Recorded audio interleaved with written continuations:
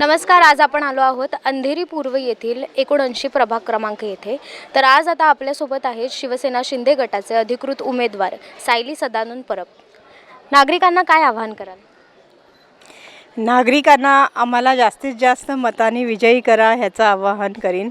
कारण माझं नाव जरी सायली नवीन असलं तरी माझ्या पुढे जे नाव आहे सदानंद परब, ते या वॉर्डचे माजी नगरसेवक आहेत आणि एकदम धडाडीचे नगरसेवक आहेत. की असं नाही की फक्त 5 वर्षातून एकदा लोकांसमोर जाणारे, हे दर 3-3 महिन्यांनी 2-2 महिन्यांनी इकडे फेरी मारतात, म्हणजे पूर्ण वॉर्डमध्ये फेरी मारतात.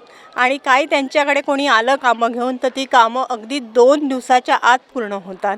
हे त्यांचं वैशिष्ट्य आहे. माझे मिस्टर म्हणून, पती म्हणून मी सांगत नाही आहे, ते एक शिवसैनिक म्हणून मी सांगते. निवडून आल्यावर पहिलं कोणतं काम हाती घ्याल? निवडून आल्यानंतर अशी तर जी नागरी सुविधाची कामं आहेत ती तर होतातच आहेत.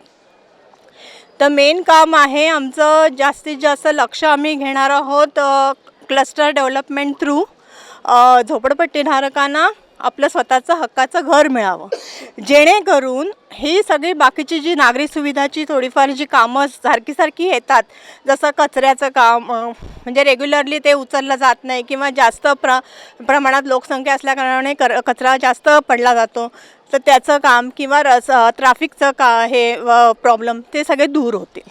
या प्रभागात वाहतूक कोंडी ही अत्यंत मोठी आणि महत्त्वाची समस्या आहे. तर ह्याबाबत तुम्ही काय उपाय कराल निवडून आल्यावर?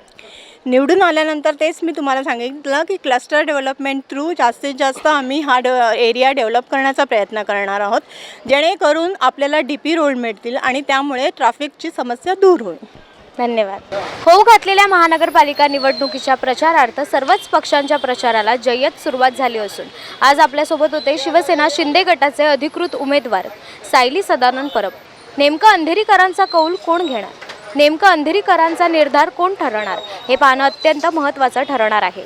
लोकनिर्धार चॅनलसाठी मी ऐश्वर्या आटवार, कॅमेरामॅन नीरज मेस्त्री.